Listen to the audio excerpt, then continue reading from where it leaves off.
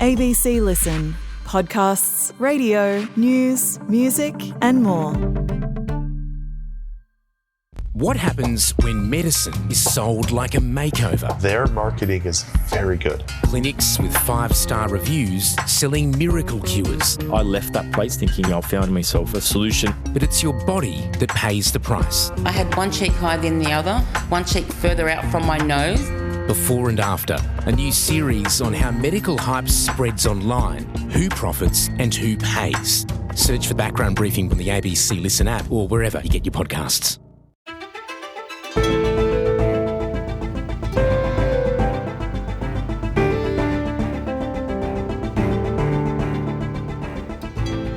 Donald Trump resisted it for so long, but after a massive U-turn earlier this week, the remaining Epstein files are set to be released. The US House of Representatives overwhelmingly voted in favour of a bill to force the release of the documents, and the president dropped his opposition after it was clear it was going to pass. Today, David A. Graham, staff writer at The Atlantic, on how Trump was backed into a corner and what it says about his leadership and support among his MAGA base. I'm Sam Hawley on Gadigal land in Sydney. This is ABC News Daily.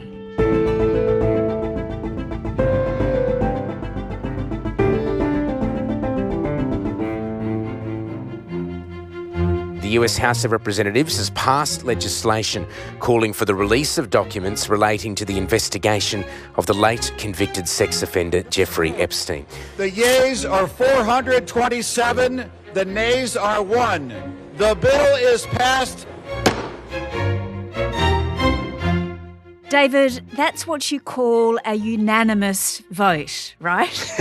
Just tell me what unfolded. I mean, yeah, that's a big margin. Yeah, I mean, this is as much as anyone agrees on anything in American politics these days. Sure is.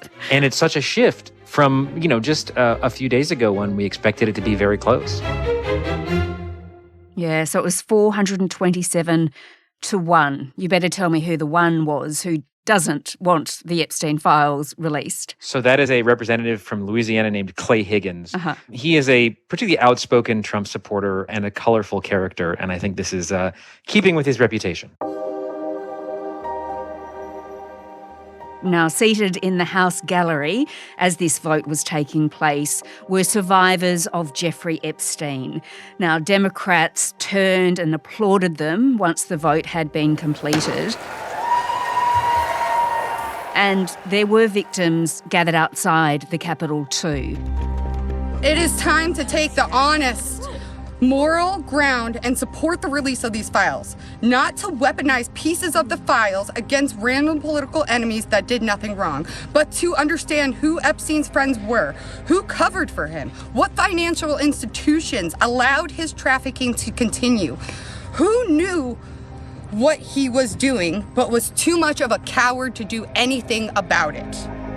Always good to bear in mind that there are real people involved in this. It's not just about politics. Yeah, and you saw some of the survivors being interviewed and saying, this shouldn't be about politics. Saying, I supported President Trump, but I don't understand why this is political. This should be something that everybody agrees on. We demand justice, accountability, and support for survivors. These survivors are not political tools for you to use. These are real stories, real trauma, and it's time for you to stop just talking about it and act. All right, well, Marjorie Taylor Greene, the Republican who's become somewhat of a thorn in the side of Donald Trump, she stood on the floor of the House and she gave a really quite powerful speech about why the MAGA base wants these files made public. And you want to know what the Epstein files represent, the cover-up represents to average Americans? It represents the failures of the federal government and Congress to the American people. And that is what people rose up about. They wanted and demanded transparency from their government and for Americans finally to be put first. And today, now, it has, though, hasn't it, David, placed the House Speaker in a rather awkward position.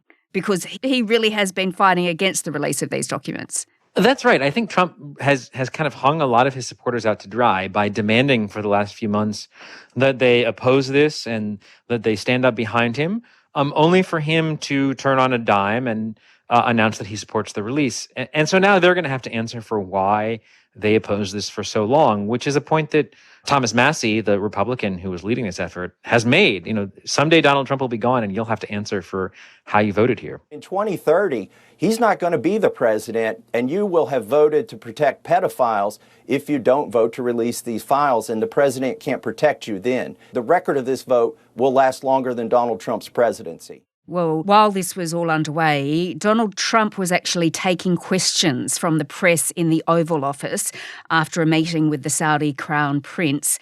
He was, it seemed, pretty offended, David, that journalists were actually asking him why he just doesn't release these files himself. Mr. President, why wait for Congress to release the Epstein files? Why not just do it now? It's not the question that I mind, it's your attitude. You're a terrible person and a terrible reporter. As far as the Epstein files is, I have nothing to do with Jeffrey Epstein. I threw him out of my club many years ago because I thought he was a sick pervert. But I guess I turned out to be right. But you know who does that? He can do that, right? He could just release them now, today. Absolutely. Why is he going down this path then? It seems as though he is improvising a little bit.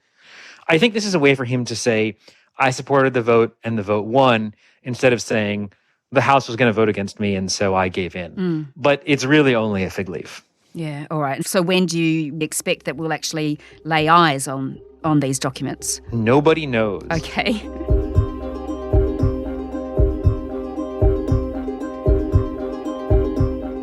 Well, let's just step back briefly because, of course, this week we saw a rather large, as you said, U-turn from Donald Trump, who has long insisted that these files should not be released. From what I understand, I could check, but from what I understand, thousands of pages of documents have been given. But it's really a Democrat hoax because they're trying to get people to talk about something that's totally irrelevant to the success that we've had as a nation since I've been president. Now, the pressure really started to build on him last Wednesday, didn't it, when this tranche of Epstein emails was released by the Democrats' House Oversight Committee. In one, Epstein tells his confidant Ghislaine Maxwell that the dog that hasn't barked is Trump, adding that a victim whose name was redacted had spent hours at my house with him. There were a lot of pages. Just remind me what we saw in those emails. Well, we saw many mentions of Trump, for one thing, and discussion about him. We saw Jeffrey Epstein telling a writer that he had lots of dirt on Trump and the writer counseling him on how best to deliver it.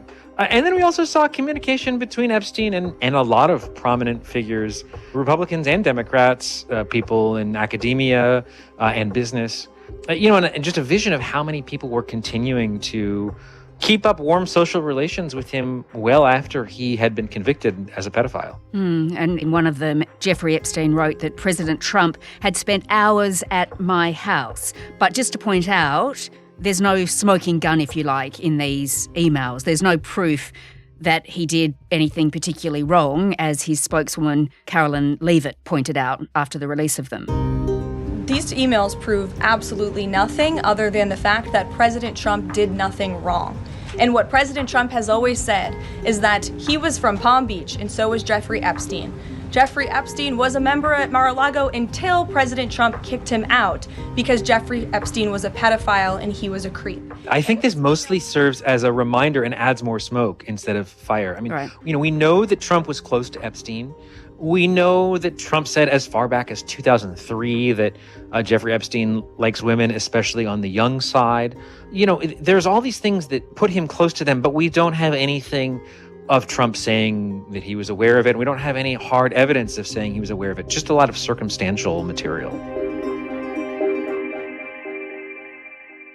All right, and Trump, of course, is sticking to his line that it's all a witch hunt by the Democrats, it's all a hoax. But then, of course, these cracks begin to emerge, right, because the MAGA base is becoming increasingly, I'd say, restless. Now, they're led by Marjorie Taylor Greene. Just tell me about what she was saying and how that really piled the pressure onto Donald Trump. Well, I think it's worth going back to the 2024 campaign when Trump said he would support the release of these files. Some of the people now in his administration, including the director of the FBI, the deputy director, the attorney general, talked about the files and the need to release them for transparency. And so in some ways, what Marjorie Taylor Greene is doing now is keeping up exactly the promise that Trump and his allies made on the campaign trail and then backed away from. I think there are a lot of people in the Trump coalition who believe that there were elite people who were connected to Jeffrey Epstein, knew about his crimes, that there's some sort of elite cabal of pedophiles. The range of ideas is pretty wide, but we see a bipartisan consensus of people concerned about it. They don't think Epstein actually committed suicide, and they want transparency. So she is standing up for exactly that point of view. And then, of course, as we said, comes this U-turn from Donald Trump. He's read the room, has he, at this point, and realises he's going to lose the vote anyway. Why does he U-turn? He just hates to lose. And I think he doesn't want to have this come up and suggest that he was on the losing side. And I also think he understands that the longer this story goes on, the worse it is for him. He would rather be talking about anything else. And in fact, in his social media post announcing the U-turn, he said, whatever it takes, but we need to get back on point. And he's tried over and over to find ways to do this. He released some documents back in February that were supposedly going to put this to rest, but it turned out it was mostly things we already heard. And then his administration insisted that there was nothing there and they didn't need to release it. And that only increased the pressure. So every time they try one of these things, it's a kind of partial answer. It seems to only drive hunger in the public to know more.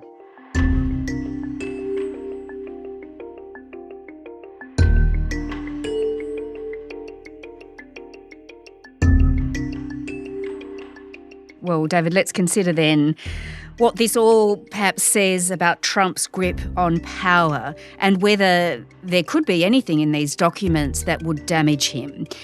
How much of these documents do you think, once they're placed into the public domain, will be redacted? That is, names, dates, places, blacked out. Do we get a sense of that? It's so hard to know. I think there will be things that are redacted. There's going to be some, law enforcement methods material. There will be names of victims. And, to be honest, I think even though that is a normal thing, I suspect that any redactions will only spread conspiracy theories. They will make people believe that something's being hidden from them, which will extend things. But, what's in there, I think, is a really open question. And there's a lot of speculation, but we just don't really know. What do you envisage would need to be in these documents relating to Donald Trump that would actually damage his presidency? Because, of course, there's a lot of accusations against Donald Trump already, and it doesn't seem to have hurt him. That's right. I mean, my theory is that there is no, single thing that is ever going to destroy Trump's standing. Nothing that is going to shatter his support entirely.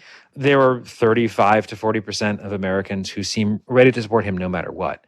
But I think it matters because it erodes that support. It drives his approval down. It makes it harder for those people to wield power. And it puts pressure on Republicans in Congress to satisfy voters, especially with elections coming up next year. So I think what we're going to see is anything that reminds voters of that connection with Epstein is probably bad news for him, but not something that will make it dissolve. But regardless, I guess, of what is in these papers, the whole affair, it has been damaging to him, hasn't it, because of this MAGA base. It's sort of showing that he doesn't have ultimate control over every Republican, that he doesn't have total control over MAGA. That's right. And he has said, I define MAGA. MAGA is whatever I say it is. And I think what we see here is MAGA taking on a bit of an identity of its own. And, it shows that people like Marjorie Taylor Greene really do speak to people in the base, and they may sometimes speak to them more effectively than Trump can. Is he losing control? It seems like it's been a pretty horrid week, if you like, for Donald Trump. It has been. I think this is one of the worst weeks he's had. But I can count, if I count the worst weeks of Trump's presidencies, I might run out of fingers and still keep going. He does have a way of driving through these things, even when it seems like they would end any other presidency. Okay, so what should we expect, do you think, in the weeks ahead? Because this is an issue, isn't it? It just will not go away for Donald Trump. And even when the files are released, perhaps it won't go away then either. Right. Even when the files are released, we're going to have a lot of time to pore through them and see what's in there. And you'll have Democrats in particular making sure to spotlight any connections between Trump and Epstein. We don't know what it is that has made Trump so eager to not release them, but there must be something that he doesn't want out there. I think the thing I'll be watching is how Trump responds to pressure, whether it's from Republican senators or other Republicans or Democrats or from the press to deal with this. But, his sort of lashing out, I think, only convinces voters that he's hiding something.